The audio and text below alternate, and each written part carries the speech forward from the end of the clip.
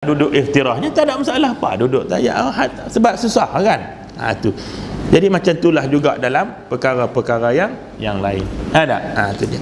Sebab tidak faham. Tu sebabnya Islam tu jadi susah. Padahal senang saja. Ya, baik. Walaupun Islam tu mudah, tapi jangan ambil mudah. Itu sebab selalu saya pesan macam tu. Baik.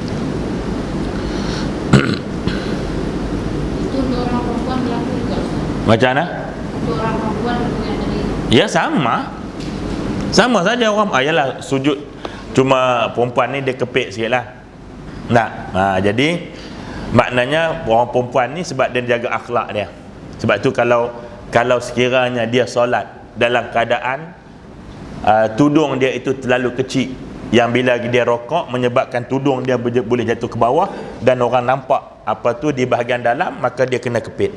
Tapi kalau telekung tu besar macam hak kita pakai ni, maka kita buat macam biasa sajalah, tak payah sampai rapat sangat. Kerana tujuan rapat tu supaya tudung tangan tadi boleh mengelakkan daripada orang nampak daripada bahagian tepi. Sebab dia kira nampak ni adalah daripada depan dan tepi, tidak daripada bawah.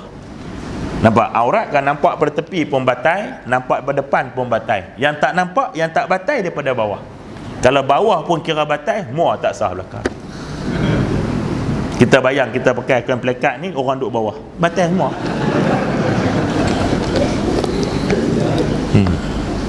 Jadi daripada tepi, daripada depan dia maka batal, tidak daripada bawah. Akan tetapi pada saat kita solat sunnah sendiri, maka kita mesti meniru apa yang biasa dilakukan. Jadi kesimpulan dia kata masa solat jemaah tak apalah, ada excuse lah ni. Tapi kalau kita solat sorang-sorang, solat sunnah, maka kalau boleh ikut macam mana yang Nabi sebut, renggangkan masa kita rukuk, masa kita sujud dan sebagainya, itu kena ikut.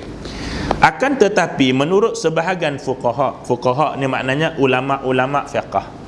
Kalau ulama hadis dia panggil muhaddisin, kalau ulama tafsir dia panggil mufassirin, kalau fuqaha dia panggil fiqh itu dipanggil fuqaha ataupun ahli ulama fiqh. Akan tetapi menurut sebahagian ulama fiqh, bentuk sujud perempuan berbeza dengan laki-laki. Dia baru dia sebut sini.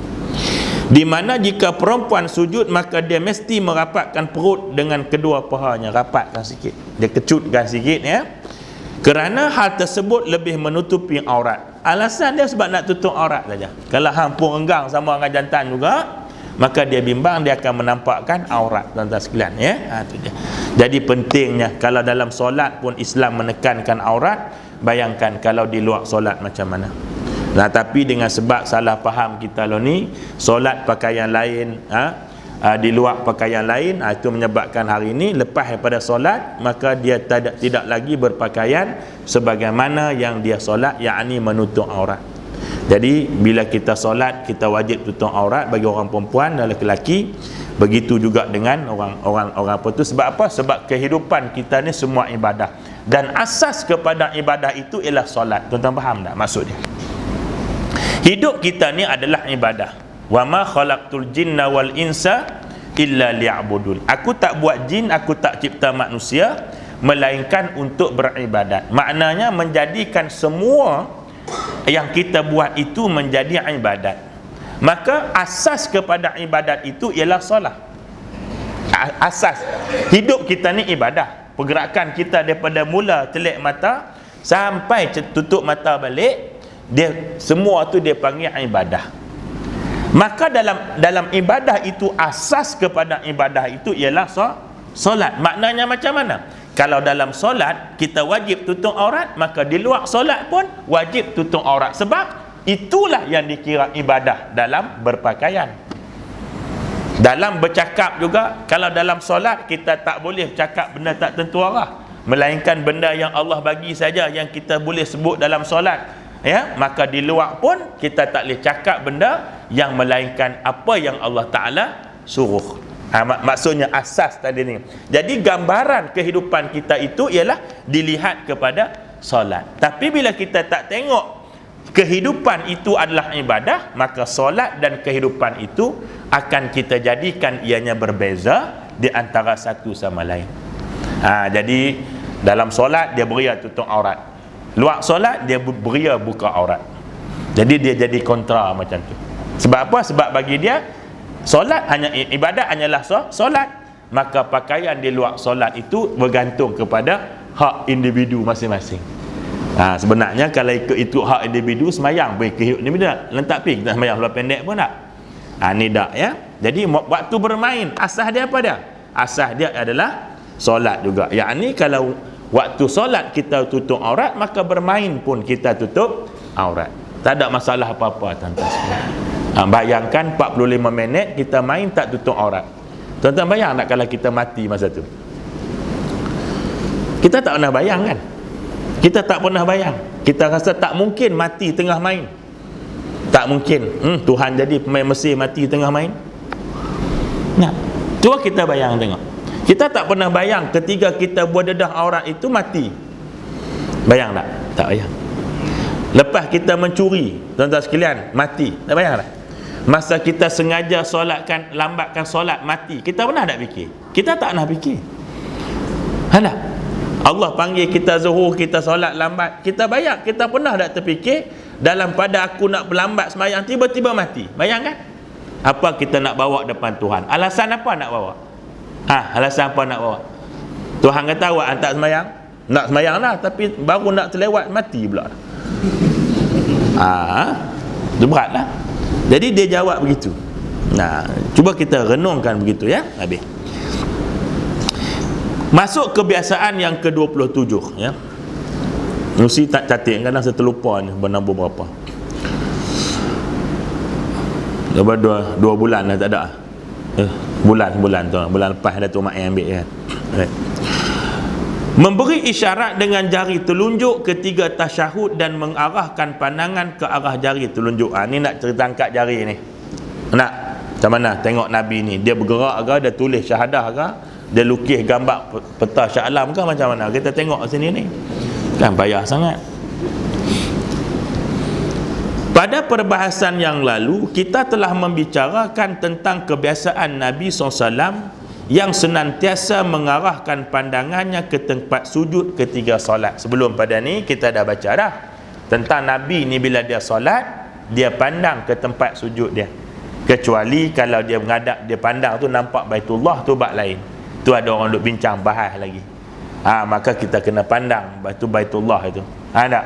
Pandang Baitullah bukan pandang orang tawaf tu. Tak? Kena semayang sunat orang tawaf tengok. Jadi kalau dengan memandang Baitullah itu menyebabkan kita lalai, maka tengok bawah tempat sujud jugalah. Nampak tak? Kadang-kadang kita tak nampak duduk belakang, maka pandangan mesti di tempat sujud.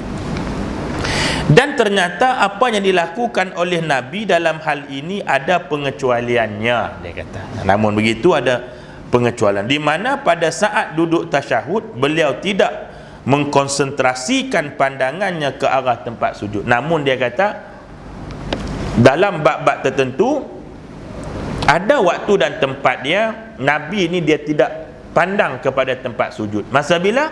Masa tasyahud dia. Masa dia asyhadu alla, itu tasyahud dia. Sebagaimana ketika berdiri dalam posisi yang lain, melainkan ke arah jari telunjuk. Dalam berdiri, rokok, sujud, semua Nabi pandang tempat sujud. Berbeza ketika Nabi tasyahud.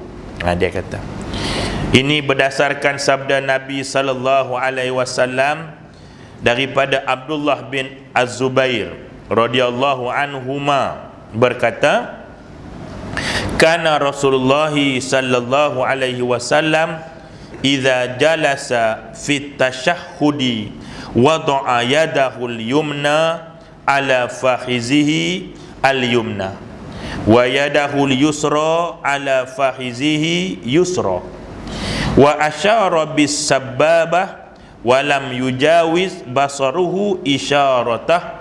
Rawahul Ahmad wan Nasa'i wa Abu Daud. Apabila Nabi sallallahu alaihi wasallam duduk tasyahud, tak kiralah tasyahud awal ataupun tasyahud akhir, dua-dua jenis tasyahud, beliau meletakkan tangan kanannya di atas paha kanan. Itu biasalah, takkan tangan kiri, itu pening. dan sekalian, at-tahiyatul mubarakatus salawat. Dan tangan kirinya di atas paha kiri. Lalu beliau memberi isyarat dengan jari telunjuknya, sementara pandangannya tidak lepas daripada isyarat telunjuknya. Sementara pandangan tidak lepas dari isyarat telunjuk. Apa makna dia? Maknanya ialah beliau selalu melihat jari telunjuknya selama duduk tasyahud, baik tasyahud pertama ataupun tasyahud kedua. Tak kira lah tasyahud awal ke tasyahud kedua ke, bila dia angkat. Cuma nanti kita nak bincang masa bila dia tengok tu, asal baca awal tahiyah ke atau masa kita duk angkat tangan, doktor? Masa bila yang kena tengok jari tadi ni, nanti dia akan sebut. Dan kata-kata isyarat telunjuk di sini mengandungi berbagai makna yang melahirkan sejumlah pendapat yang berbeza.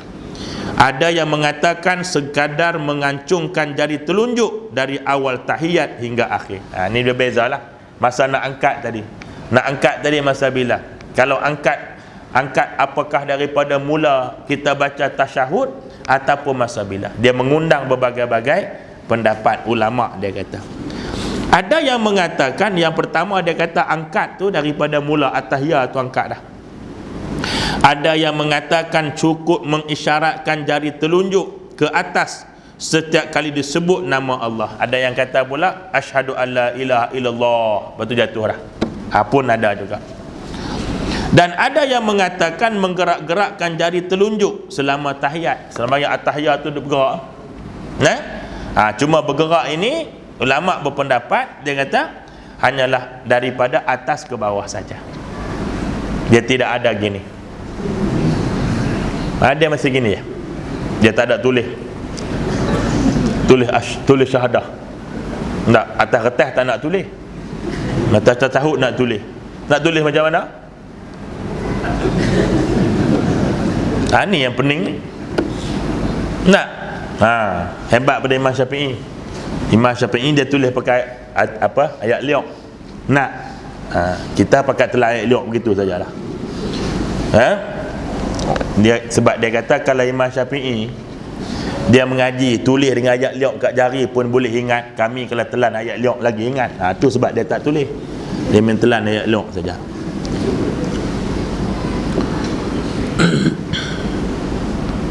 Dan seterusnya ada juga yang selengkapnya bisa anda baca dalam kitab-kitab fiqh yang lain. Banyak lagi lah dia kata ya. Baik. Ada yang kata daripada mula angkat. Ada yang kata Allah tu asyhadu alla ilaha illallah wa asyhadu Muhammadar Rasulullah. Masa tu yang pandang. Dia kata.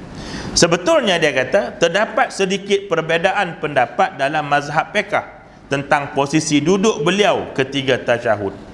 Ada yang meletakkan tangan di atas paha atau lutut, dan antara duduk iftirash dan tawarruk yang selengkapnya bisa dilihat dalam kitab fiqh yang lain.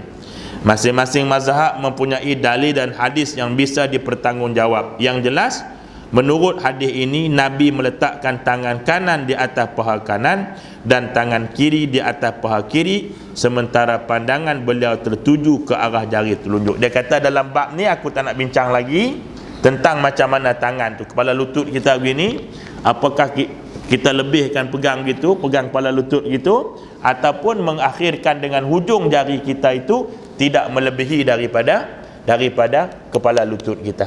Dia rapat macam tu. Tapi ternyata Nabi masa tasyahud dia merapatkan jari dia. Macam kita duduk masa bersanding dulu ni.